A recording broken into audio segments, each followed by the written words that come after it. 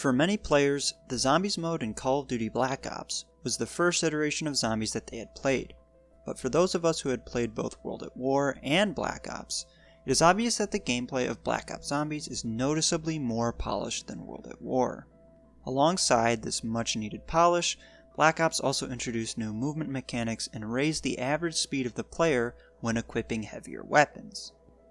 Despite these improvements, many players still consider Black Ops to have the slowest gameplay experience out of all the iterations of Zombies. I hope that in taking an in-depth look at the movement mechanics of Black Ops Zombies, it will reveal that this slowness is not actually a result of player movement, but is instead a result of other game mechanics. In analyzing player movement in Black Ops, the main calculations I performed were calculations of the player's speed relative to walking with the M1911 starting pistol.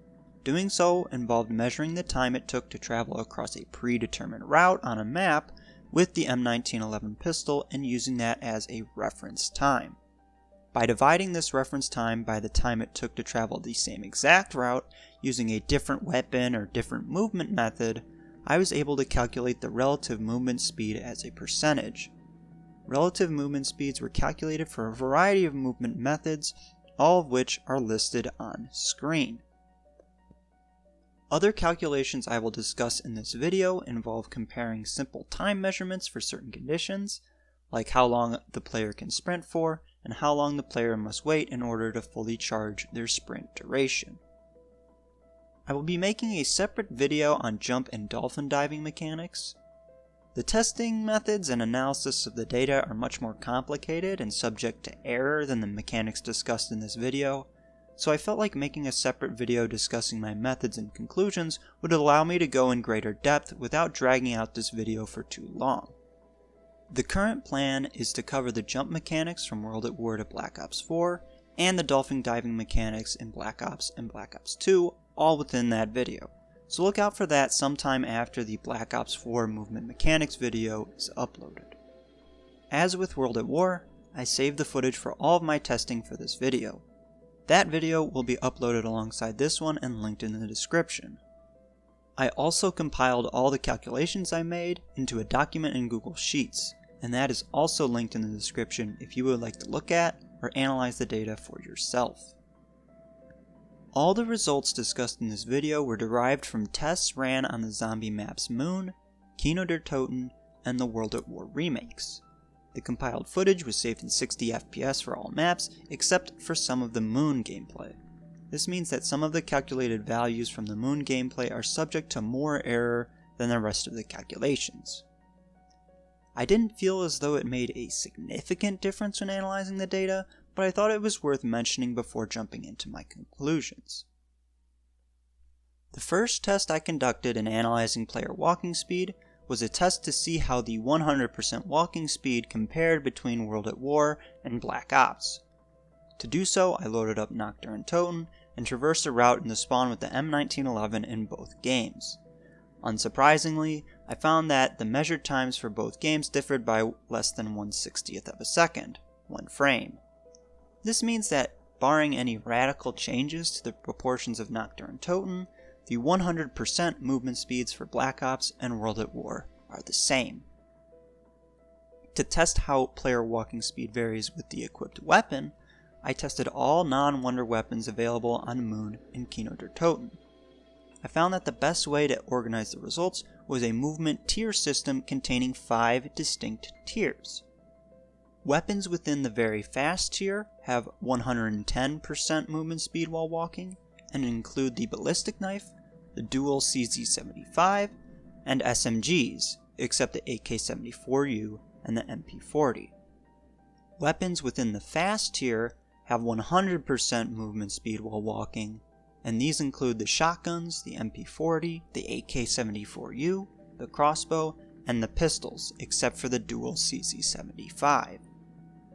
Weapons within the average tier have 95% movement speed while walking, and these include the ARs and the sniper rifles. Weapons within the slow tier have 90% movement speed while walking, and this just includes the LMGs.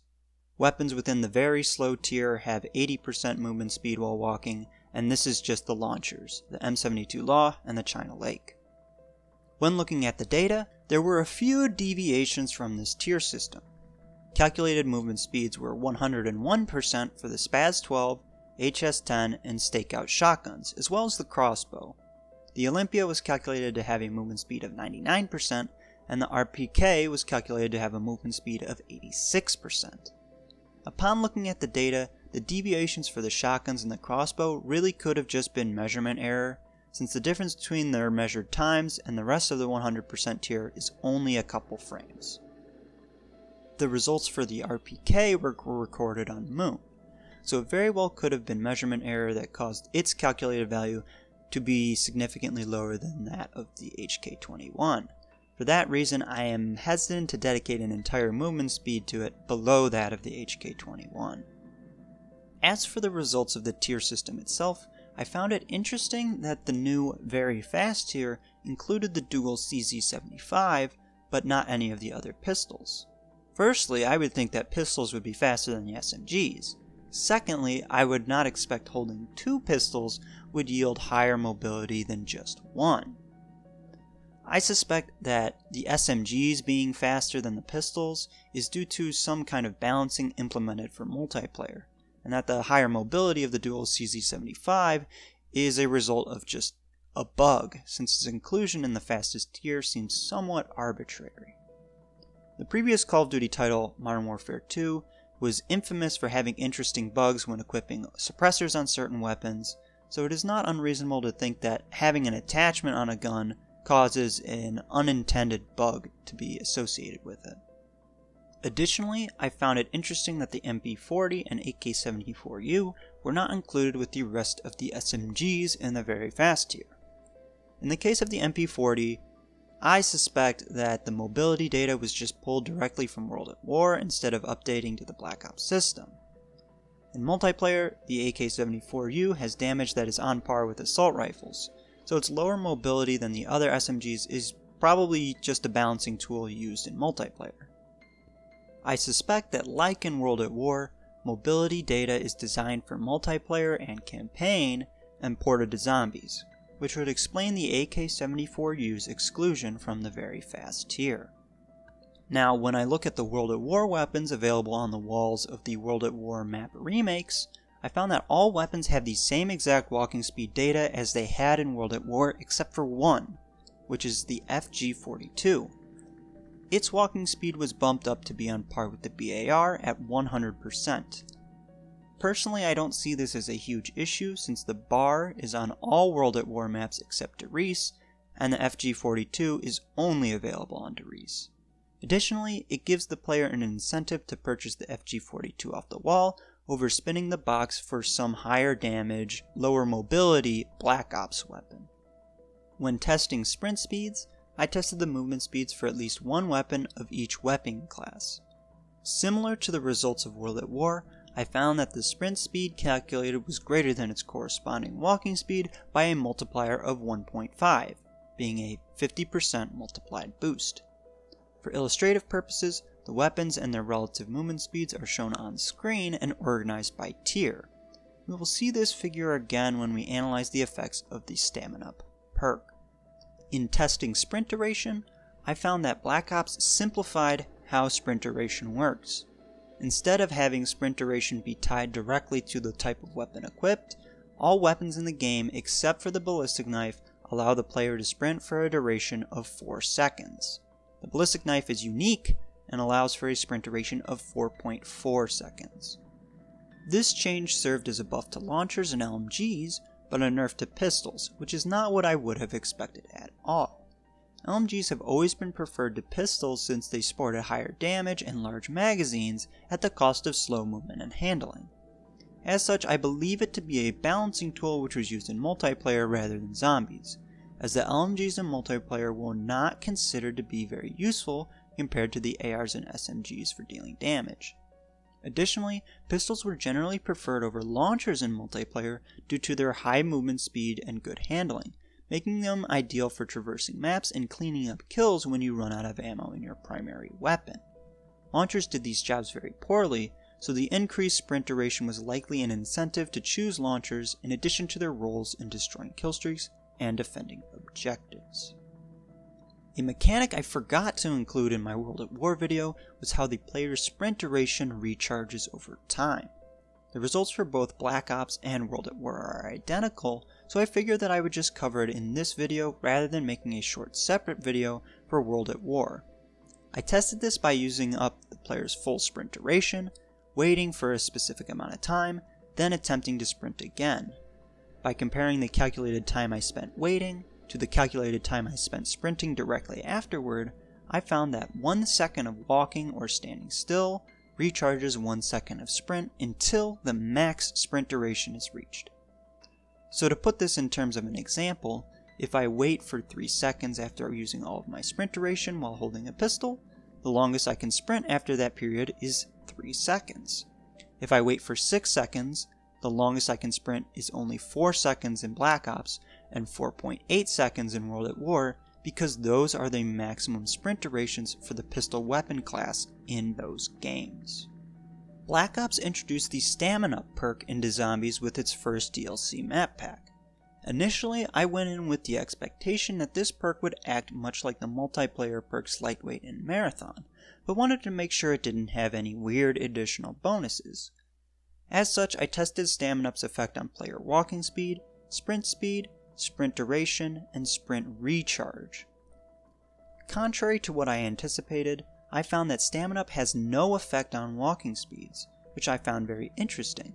This would suggest that it acts differently than the Lightweight perk in multiplayer, which simply boosts the movement tier of your weapon. However, when I looked at sprint speeds, I found that Stamin-up increases the sprint speed for almost every weapon.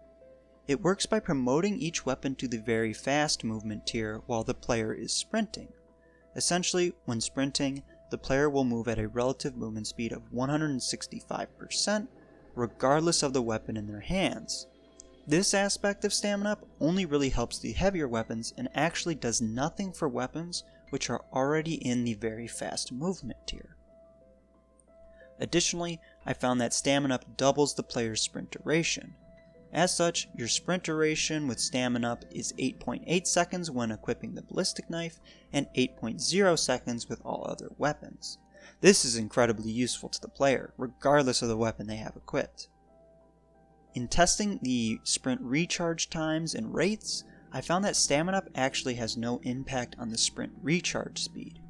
That means in order to fully recharge one's sprint, they must wait 8 to 8.8 seconds.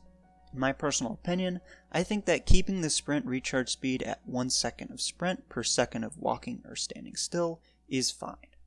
I think that Stamin-up's boost in sprint speed and sprint duration is powerful in and of itself, so not boosting the recharge rate keeps this perk from becoming too powerful compared to the other perks in the game.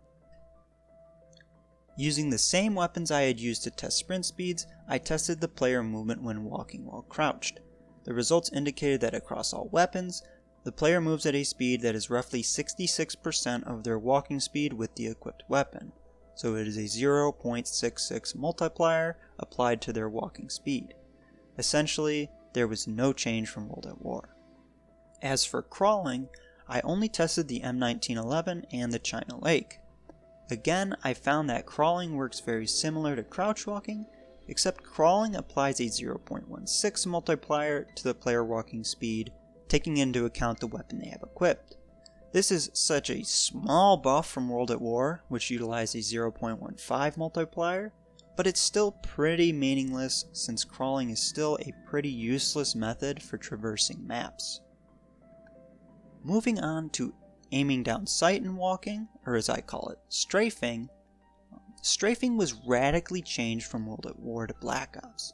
Instead of applying different multipliers to weapons of different weapon classes, there are two rules which govern strafe speeds.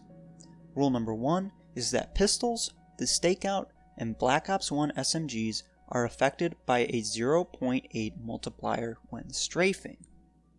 Rule number 2 is that all other weapons have a strafe speed that is 40%.